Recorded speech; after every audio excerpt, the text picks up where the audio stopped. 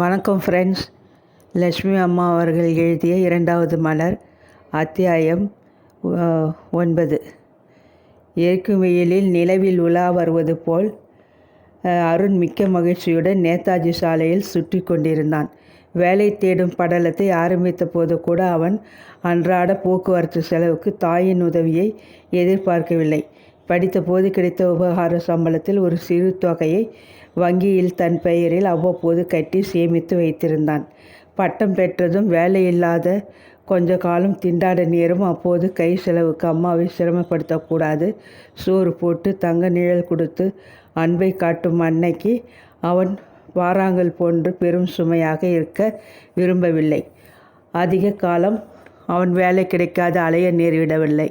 வேலை தேடிக்கொண்டிருந்த அந்த குறுகிய காலத்தின் போது தனது சேமிப்பிலிருந்து அவ்வப்போது கொஞ்சம் தொகையை செலவுக்கு எடுத்து உபயோகித்தான். சிக்கனமாக வாழ தாயிடமிருந்து தெரிந்து கொண்டவன்.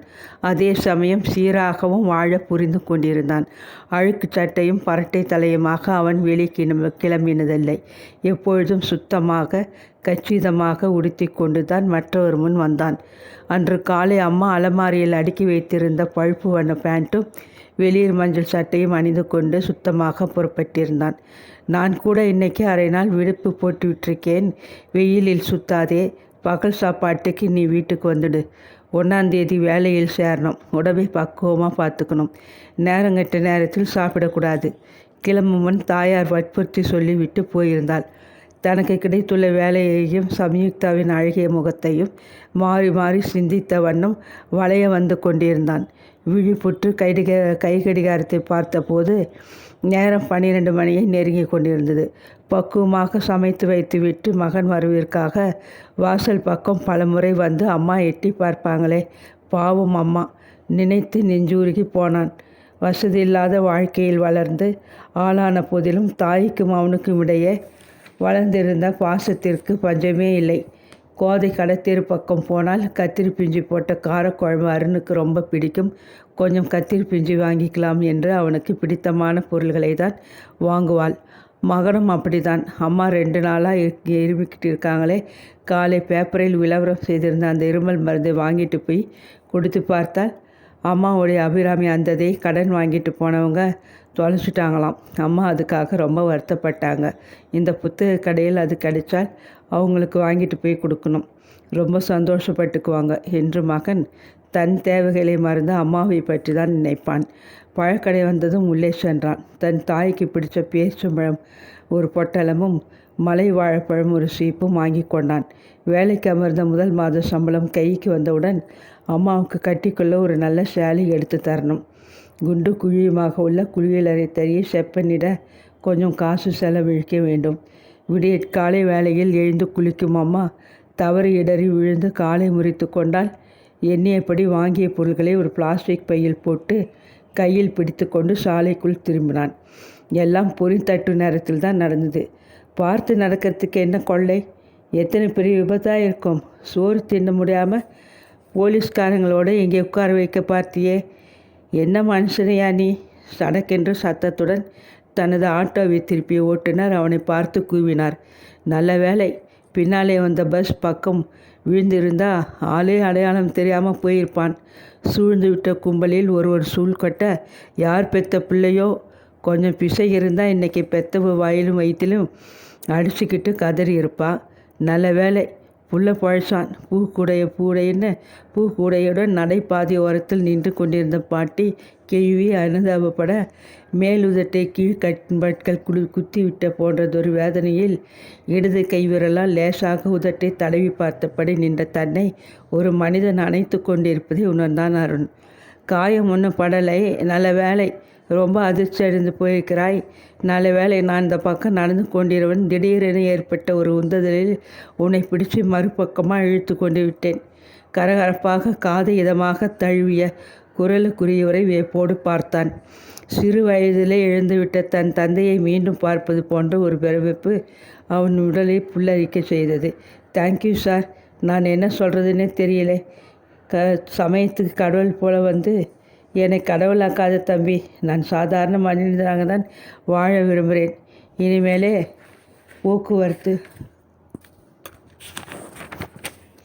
போக்குவரத்து நெரிசல் இருக்கிற சாலைகளில் கொஞ்சம் பார்த்து நடப்பா. உன்னை போல இளவயசு பிள்ளைகள் விபத்திலே கை கால்களை இழக்க நேரிட்டால் அதைவிட கொடுமை வேறு எதுவும் கிடையாது. அவன் முதுகை மெல்ல தடவி கொடுத்தார் அந்த மனிதர். தனக்கு நேர இருந்த விபத்தை எண்ணிய மாத்திரம் அவன் மேனி நடுங்கியது. நெஞ்சு வேகமாக துடித்தது. பாதை ஓரத்திலே கிடந்த அவனது பிளாஸ்டிக் பையை எடுத்து தூசி தட்டி அவன் கையில் கொடுத்தார் அவர். வெயில் நெருப்பாக காய்கிறது, குடையை கொண்டு வர மறந்துட்டேன், முறவளித்தார் அவர். உங்களுக்கு எங்கே போகணும் சொல்லுங்கள், ஒரு டாக்ஸியை பேசி உங்களை அங்கே கொண்டு விட்டுட்டு போகிறேன் ஆவலுடன் கேட்டான் அருண். மதுராந்தகத்துக்கு போகணும்னு சொன்னால் கூட ஒரு டாக்ஸி ஏற்பாடு பண்ணுவியா? பஸ்ஸில் ஏற முடியாத அளவு நான் தள்ளாடி கொண்டிருக்கும் கிழவனாகவா தெரிகிறேன்? நான் கடை தெருவில் வாங்க வேண்டியதை வாங்கிட்டு மெதுவாக பஸ்ஸில் போய் கொள்வேன். உன் அன்புக்கு நன்றி தம்பி, புன்னகைத்தார் அவர். அவரை எங்கேயோ முன்னர் பார்த்தது போன்றதொரு மகிழ்ச்சி அவனுக்கு. கடை தெருவில் வாங்கிக்கிறதே முடிச்சுக்கோங்க, நான் கூட துணையாக வரேன். ஏது விடமாட்ட போலிருக்கே? வேடிக்கையாக கேட்டவரின் வரிசை பற்கள் பழிச்சிட்ட போது அவர் முகத்தில் பரவிய கவர்ச்சியைக் கண்டு பிரமித்து போனான் அருண். இவருக்கு வயது என்ன இருக்கும்? 50க்கு மேல் 1 அல்லது 2 வயது கூட குறைய இருக்குமோ? ஓரக்கண்ணால் அவரை கணிப்பு செய்த காலோடு தலைவரை ஆராயத் தொடங்கினான். லேசாக நரையோடைய அடர்ந்த கிராப்பு முடி, மீசையோடு கலந்ததொரு குறுந்தாடி, அதிலும் இங்கும் அங்கும் சில நரை இழைகள், குறும்புத்தனமாக பார்த்திருக்கும் கண்கள், உயரத்திற்கேற்ற பருமன். தொலைவென்று வெள்ளை குர்த்தாவும் பைஜாமாவும் தரித்து கொண்டிருந்தவரை பார்த்தால் வடநாட்டைச் சேர்ந்தவர் போல தோன்றினார். ஆனால் பேசும் தமிழ் நம்ம ஊர்க்காரர் தான் என்று சத்தியம் செய்கிறதே. யோசித்தபடி நின்றவன் தோலை மெல்ல அவர் தட்டிய போது திடுகிட்டு போனான் அருண். என கடையில் வாங்க வேண்டிய சாமான்கள் அதிகமில்லை. ஒரு கட்டு மெழுகுவர்த்தி, கொஞ்சம் வாசனை பாக்குத்தூள், இதைகளை வாங்கிட்டு வந்துடுறேன். இப்படி ஓரமாக நீ சுத்த நில்லு. ஆனால் ஒரு நிபந்தனை, நாம் இருவரும் அதுக்கு பிறகு அங்கே பக்கத்தில் இருக்கும் ஹோட்டலுக்கு போய் பகல் சாப்பாட்டை முடிச்சுவோம். செலவு என்னுடையது. மீண்டும் பற்கள் பளிரிட சிரித்தார். பழக்கடை அருகில் இருந்த ஒரு பலச்சரக்கு கடையில் தனக்கு வேண்டியவற்றை வாங்கி கொண்டு விரைவாக திரும்பிவிட்டார் அவர். இப்போ நிபந்தனை விதிக்கிற போது நான் கட்டாயம் நீங்கள் ஏற்றுக்கணும். என் தாயார் பகல் சாப்பாட்டுக்கு வீட்டுக்கு வரணும்னு வற்புறுத்தி இருக்காங்க. இன்று என் பகல் சாப்பாட்டை நான் உங்களோடு பகிர்ந்துக்க ஆசைப்படுகிறேன், அருண் சொன்னான். திடீர் விருந்தாளிகளை கண்டு உங்கள் அம்மா அதிர்ந்து போய் விடுவாங்க. ஏன் இந்த சிரமம் உனக்கு? உங்களை என்னோட அழைச்சிக்கிட்டு போகாமல் நடந்ததை சொன்னால்தான் அம்மா ரொம்ப கோவிச்சுக்குவாங்க. விடமாட்ட போலிருக்கு. சரி வரேன். ஆமாம், உன் பெயர் என்ன? அருணாச்சலம் என்பதை பள்ளிக்கூட நாட்களிலேயே சுருக்கி அருண் என்று வச்சுக்கொண்டேன். நீங்கள்? அருண் என்று என்னை கூப்பிடலாம். எனக்கு ஒரு சிறு சந்தேகம். உங்களை பார்த்தா வடக்கத்தி மனுஷர் போல இருக்குது. ஆனால் பேசும்போது நம்ம ஊர்க்காரன்னு தோணுது. நீங்கள்? யாதும் ஊரே யாவரும் கேளீர், தெரியுமில்லையா? வடக்காவது தெற்காவது. ஏன் அப்படி பிரித்து பேசணும்? நான் இந்திய நாட்டு குடிமகன் என்று பெருமையாக சொல்லிக்கொள்கிறேன்.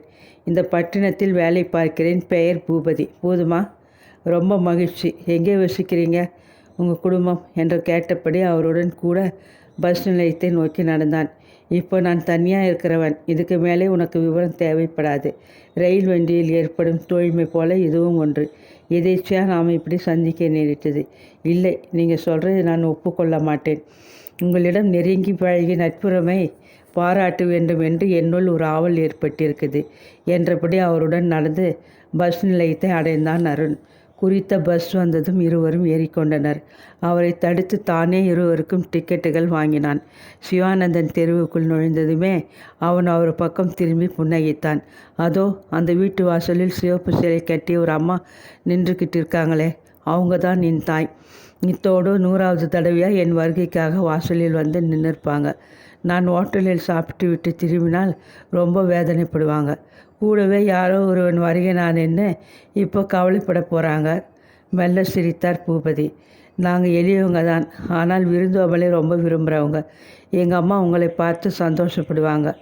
என்னவோ தம்பி, இன்றைக்கி நான் உன்கிட்ட சரியாக கொண்டிருக்கேன். பூபதி சார், நீங்கள் எங்களுடைய அன்பு பிணைப்பிலே இருந்து இனி விடுபடவே முடியாது.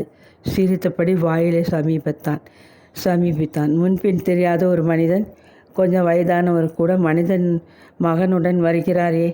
புடவை தலைப்பு இழுத்து வலது தோள்பட்டையை மூடிக்கொண்டு வா வாங்கோ என வரவேற்றுவிட்டு உள்ளே சென்று விட்டாள் கோதை. கை கால்களை கழுவி கொண்டு இருவரும் கூடத்தில் அமர்ந்தனர். நடந்த சங்கதியை மகன் தெரிவித்த போது கோதை திடுக்கிட்டு போய்விட்டாள். உங்களுக்கு நான் எப்படி நன்றி தெரிவிக்கிறதுன்னு தெரியல ஐயா. இவன்தான் என் உலகம்னு வாழ்கிறவன் நான். ஒரு எறும்பு இவனை கடிச்சா கூட தாங்கிக்க முடியாது, தவிச்சு போகும். இந்த ஏழை தாயையும் நீங்கள் காப்பாற்றிருக்கீங்க. தழுதழுத்தாள் கோதை. என்னவோ பெருசாக உதவி செய்தது போல் நீங்கள் 2 பேரும் என்னை புகழ்கிறீங்க. ஆபத்து ஏற்படும் போது ஒருத்தருக்கொருத்தர் செய்ய வேண்டிய உதவி, அவ்வளவுதான். முதல் தேதி அன்னைக்கு வேலையில் போய் சேர வேண்டிய பிள்ளை விபத்திலே கை காலில் அடிபட்டு ஆஸ்பத்திரியில் கிடந்தால் என் நிலைமை என்னாக இருக்கும்னு நினச்சி பார்க்க முடியலையா ஐயா? தொடர்ந்தாள் அவள். நம் நாட்டில் படித்த இளைஞர்கள் பலர் தகுந்த வேலை கிடைக்காம திண்டாடுறதை நினச்சா என் மனம் ரொம்ப வேதனைப்படுறது. அருணுக்கு ஒரு நல்ல வேலை கிடைச்சிருக்கிறத பற்றி கேட்டு மகிழ்ச்சியாக இருக்குது. ஆமாம், எங்கே வேலை கிடைச்சிருக்கு? இந்த பட்டணத்தில் தானே. இதே ஊரில் தான் வேலை. பார்வதி எலக்ட்ரிக்கல்ஸ் என்னும் தொழிற்சாலையிலே கிடைச்சிருக்கு. தாயார் பெருமையுடன் சொன்னாள். நல்ல வேலை தான். ஆனால் அதன் தலைவி வசுந்தராமா தான் கொஞ்சம் கடுமையானவங்களாக தெரிகிறாங்க. நேர்முக தேர்வுக்கு போன போது முகத்தை கடுகடுன்னு வச்சு கொண்டு படபடன்னு கேட்ட கேள்விகள் அப்பப்பா கொஞ்சம் பொல்லாதவங்களாக இருப்பாங்க போலிருக்கு. ஆனால் எனக்கு என்ன, கொடுத்த வேலையை ஒழுங்காக கவனிக்க போகிறேன். அவங்களுக்கு ஒரு பெண் இருக்குது, பெயர் சம்யுக்தாவாம். அவங்க தான் நிறுவனத்தின் வருங்கால தலைவி. தாயை போல இல்லாமல் பெண் பரமசாதுவாக இருக்காங்க. மேலே எது சொல்ல வந்தவன் பூபதி பக்கம் திரும்பி திகைப்புடன் பார்த்தான். என்னங்க என்ன? பதறினான் அருண். ஒன்றுமில்லை, காலையில் கூட சாப்பிடலை, வெறும் வயிற்றோடு வெயிலில் அலைஞ்சது, ஒத்துக்கலை, லேசாக மயக்கம் வந்தது. அம்மா சீக்கிரம் கொஞ்சம் தண்ணி எடுத்துகிட்டு வாங்க. அருண் சொல்லி முடிக்கும் முன் கோதை பானையிலிருந்து குளிர்ந்த நீரை டம்ளரில் மொண்டு கொண்டு பதற்றமாக ஓடி வந்தாள். தண்ணீரை பருக்கி டம்ளரை தரையில் வைத்துவிட்டு கைக்குட்டையால் முகத்தில் பூத்திருந்த வியர்வையை துடைத்து கொண்டார் பூபதி. அவசரப்படாமல் இருந்து சாப்பிட்டுட்டு கொஞ்சம் ஓய்வாக சாய்வு நாட்களில் படுத்திருந்துட்டு வெயில் தாழ்ந்ததும் போகலாம் ஐயா. இது உங்கள் வீடுன்னு நினச்சிக்கோங்க. அன்புடன் உபசரித்தாள் கோதை. அவரது முகபாவத்தை ஊன்றி கவனித்து கொண்டிருந்தாருன்னு மனதை இனம் புரியாத ஒரு சந்தேகம் உறுத்தியது. உண்மையில் அது பசி மயக்கம் தானா? பசி மயக்கமா? அத்தியாயம் 10. படுக்கை மீது உறக்கமின்றி புரண்டு கொண்டிருந்த குப்புசாமி எழுந்து உட்கார்ந்தார். பின்பக்கம் அவருக்கு அளிக்கப்பட்டிருந்த அறையை அவர் மிக சுத்தமாக தான் வைத்திருந்தார். தோட்ட பக்கம் இருந்த ஜன்னல் கதவுகளை அகல திறந்து வைத்து விட்டிருந்தார். சுவர் ஓரம் வளர்ந்து விட்டிருந்த பன்னீர் மரத்து மலர்களின் மனத்தை அள்ளி கொண்டு குளுமையாக காற்று உள்ளே வீசி கொண்டிருந்தது. தலைக்கு மேல் மின் விசிறி மிதமான வேகத்தில் சுழன்று கொண்டிருந்தது. வெயிலில் காயப்போட்டு மருந்தடித்து சுத்தப்படுத்தி இருந்த கட்டிலின் மீது விரிக்கப்பட்ட பஞ்சு மெத்தை, அவரே துவைத்து காயப்போட்ட சுத்தமான விரிப்பு, மிருதுவான தலையணிகள், மூட்டை பூச்சி கொசுக்களின் உபத்திரவம் கிடையாத படுக்கை அறை. ஆனாலும் அவர் மனதை சந்தேகம் கப்பிக்கொண்டு கலவரப்படுத்தி கொண்டிருந்ததால் தூக்கமின்றி தவித்தார். சாப்பாட்டறையில் தொங்கிய பெரிய கடிகாரம் 2 முறை அடித்து ஓய்ந்தது. இரவு 2 மணி ஆகிறதா? கடவுளே, இன்னும் கொஞ்ச நேரத்தில் விடியும் முன் எழுந்து பல் விளக்கி பச்சை தண்ணீரில் தலை மூழ்கி மாட்டுடை அணிந்து கொண்டு அடுப்பங்கரையில் கரண்டியை பிடிக்க வேண்டுமே. இது என்ன தொல்லை, தூக்கம் வராமல் என்று தமக்குள்ளே சொல்லியபடி அருகில் கிடந்த மேஜையின் இழுப்பறியை துளாவினார். திருத்தணி முருகன் விபூதி பொட்டலம் கையில் தட்டுப்பட்டது. தலைமாட்டியில் கிடந்த துவாலியால் முகத்திலும் கழுத்திலும் வழிந்த வியர்வையை துடைத்து கொண்டு கொஞ்சம் திருநீற்றை எடுத்து நெற்றியில் அப்பிக்கொண்டார். ஒரு சிட்டிகை வாயில் போட்டுக்கொண்டு பொட்டலத்தை மடித்து இழுப்பறையில் வைத்துவிட்டு படுக்கை மீது சாய்ந்து கொண்டார். தலைக்கு மேலே சுழலும் மின் விசிறி எழுப்பிய லேசான ஓசை, தோட்டத்தை சுற்றி ஓடிய மகி அவ்வப்போது குறைத்த சப்தம், எங்கேயோ சாலையில் ஓடும் வாகனம் எழுப்பிய ஓசை, இவைகளை தவிர அந்த வேளையில் எங்கும் ஒரே அமைதி நிலவி இருந்தது. ஆனால் அவர் மனத்தில் ஒரே குழப்பம், சந்தேகம், கலவரம். உண்மை அப்படி இருந்தால் தமக்குள்ளே எண்ணி பெருமூச்சிருந்தார். அன்று காலை புறப்படும் முன் வசுந்தரா சொல்லிவிட்டு தான் கிளம்பியிருந்தாள். மாசக்கடைசி தொழிற்சாலையிலே கவனிக்க வேண்டியவை ஏகப்பட்டது இருக்கு. நானும் சம்யுக்தாவும் வீட்டுக்கு வர நேரமாகும். அதனாலே மாலை டிஃபனை எங்களுக்கு தொழிற்சாலைக்கு அனுப்பிவிடுங்க. சில சமயங்கள் வசந்தரா இப்படி உத்தரவிடுவதுண்டு. அப்போது அவர் விரைவாக வேலையை முடித்து கொண்டு பச்சை தண்ணீரில் உடலும் உள்ளமும் குளிர குளித்துவிட்டு மாற்றுடை அணிந்து கொண்டு வெற்றிலைப்பாக்கு பெட்டியுடன் வெளியே கிளம்பி விடுவது வழக்கம். வீட்டிற்குள்ளும் வெளியே தோட்டத்தில் வேட்டை நாயாக சுற்றி கொண்டு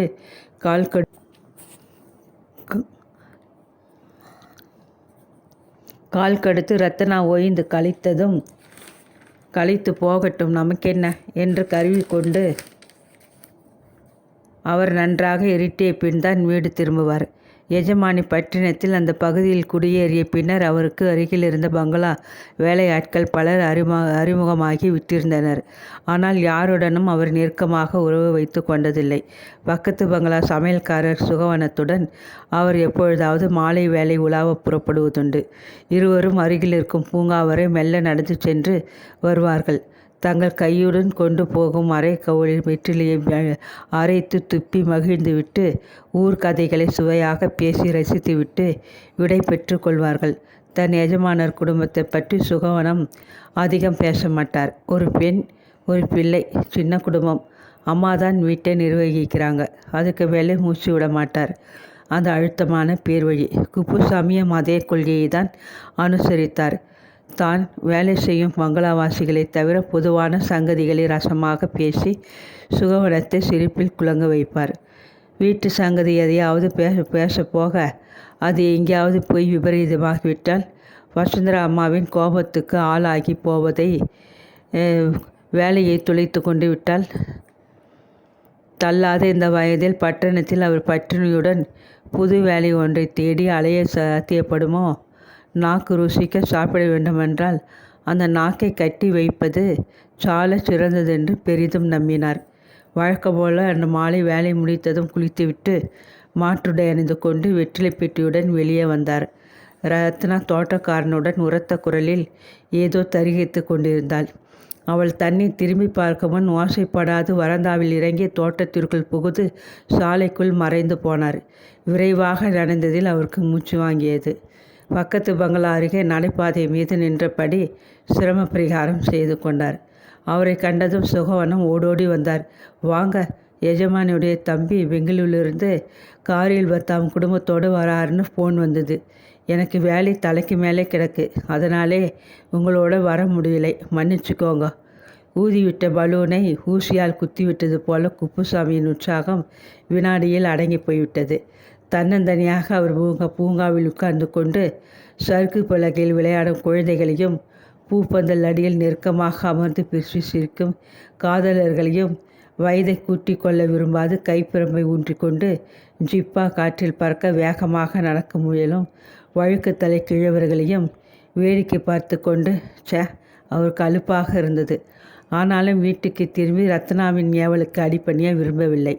சற்று நேரம் சுதந்திரமாக வெற்றிலைப்பாக்கை மென்று கொண்டு பூங்காற்றை அனுபவித்தபடி உட்கார்ந்திருக்கலாமே. சாலை ஓரத்தில் கடை ஒன்றில் மாலை பத்திரிகை ஒன்றை வாங்கி கொண்டு மெல்ல பூங்காவை நோக்கி நடந்தார். சமீபத்தில் 2 நாட்கள் மாலை நேரம் பெய்த மழையினால் பூங்கா பசையலென்று காணப்பட்டது. போகன் வில்லா பூக்கள் புது வண்ணங்களில் மலர்ந்து விட்டதை போன்று மலைப்பை தந்தது. கொத்து கொத்தாக பூத்து சிரித்த நைட் குயின் மலர் புதரிலிருந்து கம்மென்று வாசனை மூக்கை தாக்கியது. அடுத்த வாரம் நடக்கவிருந்த மலர்கள் கண்காட்சிக்காக காய்ந்து குவிந்து கிடந்த இளச்சிறகுகளை கூட்டி வேலையாட்கள் பூங்காவை துப்புரவாக்கி விட்டிருந்தனர்.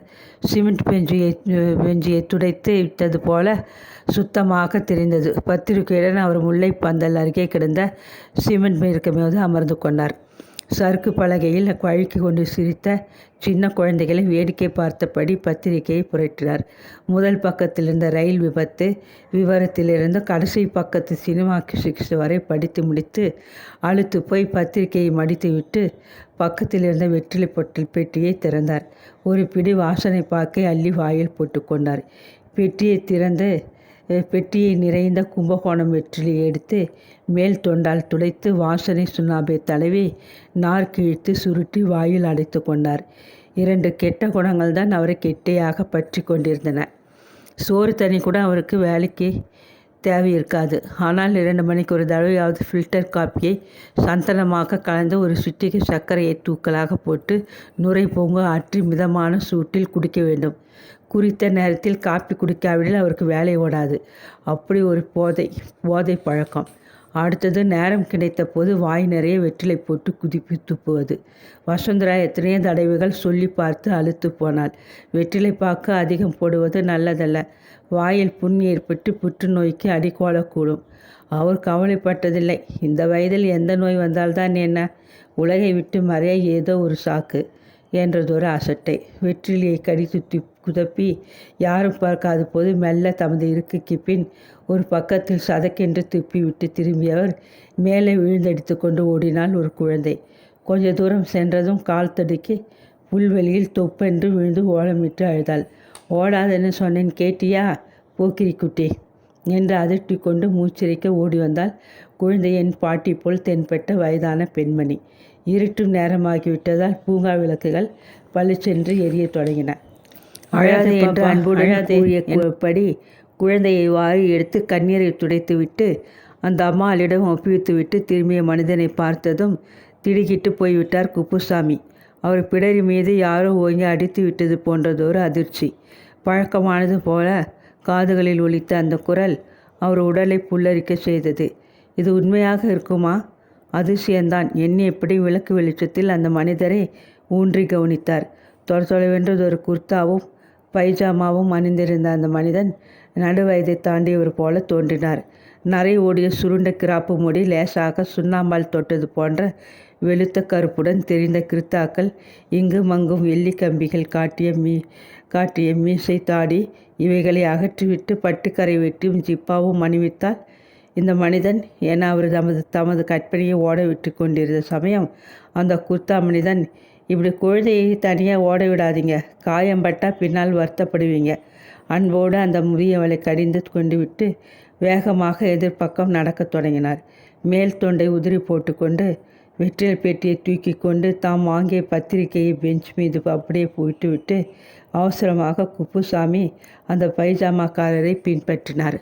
ஆனாலும் அந்த தாடிக்கார மனிதர் மிகவும் வேகமாகவே நடந்தார். பின்னால் ஓடியபடி தொடர்ந்தால் மனிதனுக்கு சந்தேகம் ஏற்படலாம் என அஞ்சி கொஞ்சம் நிதானமாக தம் பார்வை நின்று அவர் அகலாதவாறு துரிதமாக பின்பற்றினார். குறுக்கும் நெடுக்குமாக பல சந்துகளை தாண்டி அவர் வேகமாக நடந்து கொண்டிருந்தார். முடிவில் குப்புசாமிக்கு தெரிந்த நாராயணன் தெருவுக்குள்ளே நுழைந்த அந்த மனிதர் கோமதி லாட்ஜ் வாசலை அடைந்ததும் சுற்றுமுற்றும் பார்த்தார். சற்றென்று குப்புசாமி தன் முகத்தை மறுபுறம் திருப்பி கொண்ட ஒரு கணம் பாதி ஓரத்திலிருந்ததொரு பழக்கடையில் ஏதோ வாங்குவது போல பாவனை செய்தபடி நின்றார். தாடிகார மனிதர் லாட்ஜிக்குள் நுழைந்து இடதுபுறமாக ஓடிய மாடிப்படிகளை தாவி சில நிமிடங்களில் மறைந்து போனார். குப்புசாமி ஒரு கணம் யோசனையுடன் தயங்கி நின்றார். பின்னர் தம் துணிவை திரட்டி கொண்டு கல்லாப்பெட்டி அருகே உட்கார்ந்திருந்த குங்குமப்பொட்டுக்காரரை அணுகினார். சித்தர் முன்னே உள்ளே போனாரே, வடக்கத்தி மனுஷன் போல குர்தா பைஜாமா போட்டுக்கிட்டுக்கிற ஒரு மனுஷன் எந்த அறையிலே தங்கியிருக்கிறார்? கல்லாப்பெட்டிக்காரர் குப்புசாமியை மேலும் கீழும் பார்த்தார். அவரை உங்களுக்கு பார்க்கணுமா? பெயரை சீட்டில் எழுதி கொடுங்க, பையன்கிட்ட கொடுத்து அனுப்புகிறேன். அதற்கு அவசியமில்லையே, பின்னாலே வாங்கன்னு சொல்லிவிட்டு வேகமாக நடந்தார். எந்த அறைன்னு அவர் சொன்னது காதிலே விழல. நான் வயசானவன், அவரோட ஓட்டப்பந்தயத்துக்கு ஈடு கொடுக்க முடியலை. அப்படியா என்றபடி மேஜை மேலே கிடந்ததொரு நோட்டு புத்தகத்தை புரட்டிவிட்டு 2வது மாடி 6ஆம் நம்பர் போய் பாருங்க என்று சுருக்கமாக கூறிவிட்டு கையில் வாலியும் துடைப்புமாக அங்கு வந்து கொண்டிருந்த பையன் பக்கம் திரும்பினார். எத்தனை நாழியா நீ அறைகளை சுத்தம் பண்ணுவ? போய் அதுகளை வச்சுட்டு போய் கை கால்களை கழுவிட்டு வந்து ஊதுவத்தி ஏற்றி படத்துக்கு பக்கத்திலே வை. அப்பொழுதுதான் கவனித்தார் குப்புசாமி கோமதி லாட்ஜின் முதலாளி போலும் மண்டையை போட்டுவிட்டு சந்தன மாலை கொண்டதொரு சட்டத்தில் படமாக தெரிந்தார். குழல் விளக்குன்று வெளிச்சத்தை அவர் முகத்தில் வாரி இறைத்து கொண்டிருந்தது. அந்த வேலையில் அமராகிவிட்ட முதலாளிக்குத்தான் ஊதுவத்தி ஏற்றி வைக்க கல்லாப்பெட்டிக்காரர் உத்தரவிட்டு கொண்டிருந்தார். அதற்கு மேல் ஆராய்ந்து கொண்டிருக்க நேரமின்றி மாடிப்படிகள் பக்கம் வேகமாக திரும்பினார். 2வது மாடியை அடைவதற்குள் அவரை திணறி போய்விட்டார். கைப்பிடி சுவரை பிடித்து கொண்டு மூச்சு வாங்கியபடி நின்ற அவரை லாட்ஜ் பையன் பரிதாபமாக பார்த்தான். என்ன சார், என்ன வேணும்? கேட்டபடி அருகில் வந்தான். 6ஆம் நம்பர், ஆளை பார்க்க வந்திருக்கிறேன் தடுமாறினார் குப்புசாமி. அடப்பாவமே, அவர் இப்போ தான் அறையை பூட்டிக்கிட்டு இந்த பக்கமாக படி இறங்கி போயிட்டார். தமது ஏமாற்றத்தை விழுங்கி கொண்டு குப்புசாமி மெல்லிய குரலில் கேட்டார். அவர் பெயர் என்னன்னு சொல்ல முடியுமா? பெயர் விவரமெல்லாம் எங்களுக்கு எதுக்கு சார்? என்னை பொறுத்தவரை இங்கே தங்கி இருக்கிறவங்களே அறையின் நம்பர் வச்சு தான் நான் தெரிஞ்சுக்கிற வழக்கம். இவர் இங்கே இத்தனை நாளாக இருக்கிறாருன்னு சொல்ல முடியுமா? குப்புசாமி சட்டை பையிலிருந்து 2 ரூபாய் தாள் ஒன்றை இழுத்து அவனிடம் நீட்டினார். பையன் முகமலர்ந்து போனான். தாடிக்காரர் இங்கே வந்து 1 வாரம் ஆகுது. காலையிலே அறையை பூட்டி கொண்டு போனால் பகல் பொழுதுதான் வருவார். கொஞ்ச நேரத்துக்கு பிறகு சாப்பிட எங்கேயாவது ஓட்டலை தேடிக்கொண்டு போவார். பிறகு வந்து கொஞ்ச நேரம் தூங்குவார். சாயங்காலம் வெளியே போனால் திரும்பி நேரமாகும். நான் அவருக்காக இங்கே காத்து கொண்டிருப்பது பயன் இல்லைன்னு சொல்கிறியா? அவரை நீங்கள் ரொம்ப முக்கியமாக பார்க்கணுமா? ரொம்ப முக்கியம். இவ்வளோ வேகமாக அவர் அறையை பூட்டிக்கிட்டு போய்விடுவார்னு நான் நினைக்கலை. நாளை மாலை வந்தால் ஒரு சமயம் பார்க்க முடியுமோ? சரியாக 3 மணிக்கு வாங்க சார். மனுஷர் அறையிலே தூங்கிக்கிட்டு இருப்பார். உதட்டை சுழித்து கொண்டு மேல் துண்டால் முகத்தை துடைத்து விட்டபடி மெல்ல மாடிப்படிகளை கடந்து கீழே வந்தார். இரவு சாப்பாட்டை பரிமாற வந்த அவரிடம் காணப்பட்ட குழப்பத்தையும் தடுமாற்றத்தையும் கண்டு வசந்தரா கொண்டாள். தூக்கம் வந்ததுன்னா எல்லாத்தையும் வச்சுட்டு போய் படுங்கோ. ஏன் இப்படி தள்ளாடுறீங்க? எரிச்சலாக அதட்டினாள். ஒரு வாரம் தமது வேலைகளை முடித்து கொண்டு 1 டம்ளர் மோருடன் சாப்பாட்டை முடித்து கொண்டு தமது அறைக்கு வந்து படுக்கை மீது விழுந்த அவருக்கு தூக்கமாக வந்தது. டான் என்று சாப்பாட்டு அறை கடிகாரம் முழித்த போது திடுக்கிட்டு தலையின மேலும் சரிந்து கொண்டார். நாளைக்கு கட்டாயம் பகல் வேலை பங்களாவிலிருந்து நழுவி விட வேண்டும். அவர் நினைப்பது மட்டும் உண்மையாகிவிட்டால் படுக்கை மீது புரண்டபடி தமக்குள்ளேயே ஏதோ பேசிக்கொண்டு கண்களை முடிவில் நித்திரை தழுவ லேசான குரட்டையுடன் அயர்ந்து தூங்கத் தொடங்கினார் குப்புசாமி.